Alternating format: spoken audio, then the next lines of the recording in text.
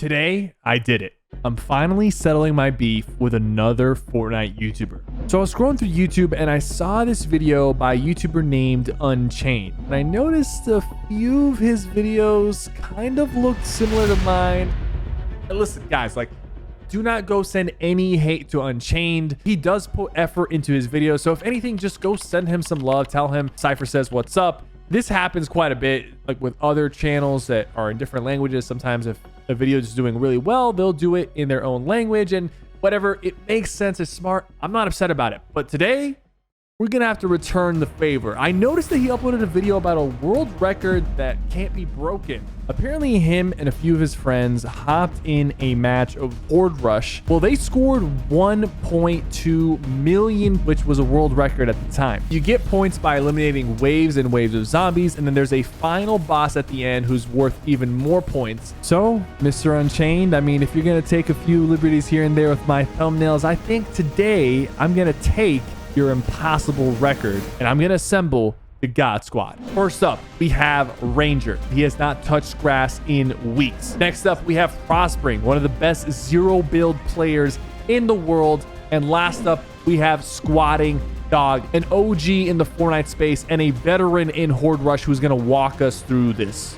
The goal is to get all of the crystals on the map, so we have to kind of communicate and spread out. Okay, so we spread out and start collecting ammo and looting, and we have about 2.5 minutes to do that before the first wave. Now, if you notice on the right of the screen, there's some points that are being racked up. Most of the points we're going to get is going to come from eliminating the zombies. Now, the team multiplier, that's a really important thing to look at. Right now, it says X1, which means we don't have any extra multipliers going on. But throughout the match, there's going to be crystals that spawn on the map. And if you pick up those crystals fast enough, you can get that team multiplier to build up. And that's going to be the trick to really set a high score. We got this. It's so doable. Like, we could definitely go for 2 million, like with the way we're playing. 100%. When you kill a zombie, you get points.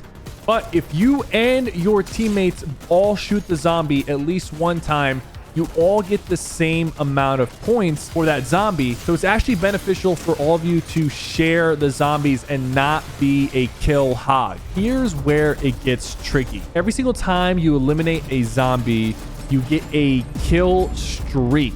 If you build up that KO streak, every single zombie you kill is actually going to be worth even more points. You see that right there? It went from X2 to X3 and it maxes out at X4. So the goal is going to be to keep that KO streak alive during the entire wave. If you don't kill a zombie for like 3 seconds, it goes away. So the trick is going to be for everyone on the team to keep their X4 multiplier going the entire time. Now, you see those purple cubes that are spawning? Those actually spawn in the zombies. If you want to win Horde Rush easily, you're going to want to destroy the purple cubes. But if you do that, you have less zombies to eliminate, which is not our goal here. Our goal isn't to just beat Horde Rush. Our goal is to set a record and get the highest score possible. All right, so round one is complete, and guys, we are at 109,000 total score already. We knew we were on pace to make an amazing run. Dude, that's 100K round one. 100,000. Wow. This is it. Round one. That was a 100K round one. If we keep that up for the rest of the rounds, we should be able to break the record. Now, in between rounds, we get a quick opportunity to upgrade some of our sideways rifles, loot some of the extra ammo, and just get prepared for the next wave. Each wave changes between stationary waves and a moving zone. The moving zone is a little bit tricky, mainly due to the fact that we're constantly moving and sometimes you lose sight of where the zombies are. So something we do here is right when we see the zombies in the beginning, we actually don't immediately start shooting them. We try to run ahead of them. That way we put ourselves in the middle of all the zombies, which might seem a little bit scary, but this allows us to constantly have 360-degree rotation of zombies around us. So it's really important to constantly communicate, especially if there's not as many zombies and we're eliminating them too quickly. We got to let everyone know where the zombies are coming from so that they can keep the streak alive and well. There's some behind if you guys want to get them. Looking back. I got them on me right now. They've been shot up a little. The thing about the zombies is they're not all the same. The ones you got to really look out for are the green ones, because if you eliminate them, they create a stink bomb. The blue ones can put ice on your feet, and then the big red ones explode and do 100 damage. Now, once the countdown hits 0, all the zombies will die. So usually what we do is we wait until there's about 20 seconds left, and then we just start shooting as fast as possible to get as many eliminations before the stage ends. And towards the end of this, we are basically flawless on our streaks. We have over 200,000, which is an insane pace for the stage that we're at right now. And we're getting ready for round 2. Now in this stage, it gets a little bit tricky because there is a mini boss that spawns and she does a lot of damage. So we need to keep our streaks going, but we also need to do some damage to the boss and slowly take her out. The boss does give you bonus XP. She's not worth the same as the other zombies. She's worth a lot more. What we do is we try to get her low, and then we farm the other zombies, get our 4x KO multiplier, and then we take out the boss with the minigun. That way we're able to get the maximum amount of points from that boss. I think we gotta kill the boss first before we start pulling up. Oh Yeah, weaken him, yeah. Yeah. Okay, start getting your 4x. Start getting your 4x now. Oh, she almost made me kill her. And as you can see, we're just kind of running around in circles trying to keep the streak going. There's a little bit of luck involved in where these zombies spawn and where the cubes spawn. But what we do sometimes is if there's a cube on the outskirts and it's really far away from everything, we actually go and destroy that cube so that the zombies are all spawning in from the cubes that are closer to the center. And another thing is the chests do give you points for opening them. And if you open them with an X4 multiplier, you actually get a pretty big bonus out of that as well. So, and as you can see right there, I let my multiplier drop. That was not intentional. It is going to cost me a few thousand points at least. You can't have a 100% uptime, but you have to get really close to that if you want to set a record. Well, I just realized we're not even at the final round. Yeah, I know. We might be at 800K on the final round.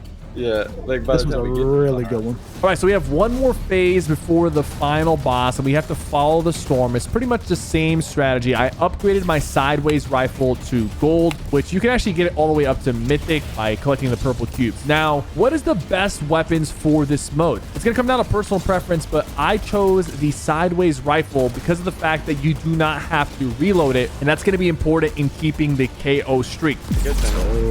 Oh, we're at 900K. Hey, guys, we already have 800. 851. No way. We already have 800. Bro, this is the run of a lifetime. lifetime. We're about to get 2 mil. Let's Bro. go. This is it. This is it. Now, in the boss stage, you can see the boss's health come up. We get the boss low on health, and then we start farming the zombies. Now, the boss can pretty much one-shot you and knock you into storm, so you kind of have to be prepared for that. But if you communicate as a team and you rotate around the boss, you should be able to start farming the zombies just like we have been. But there's also crystals. Like I said, the team multipliers, there's 3 crystals that spawn in this phase. So if we get all of them, it's X12 on the multiplier.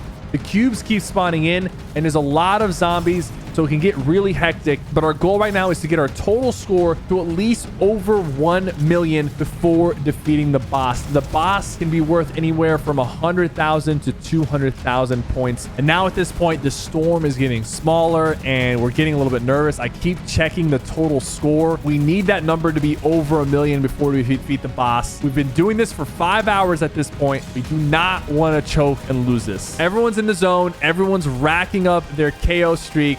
We're keeping it alive and well, about to cross 1 million. A little bit of excitement kicking. You can see me smiling right now. Like I said, our run can be over in a split second, especially with some of the moves the boss does. And towards the end, the boss ends up doing this. No, let me get one. Get one. You kill it. Kill that. Is that it? Come on. Is that it? My multiplier is 131. Yeah, I got 106. And with that performance, we got 1.4 million points, easily breaking Unchained's record. Thank you guys so much for watching this Horde Rush video. It was honestly a ton of fun. I'll see you guys next time.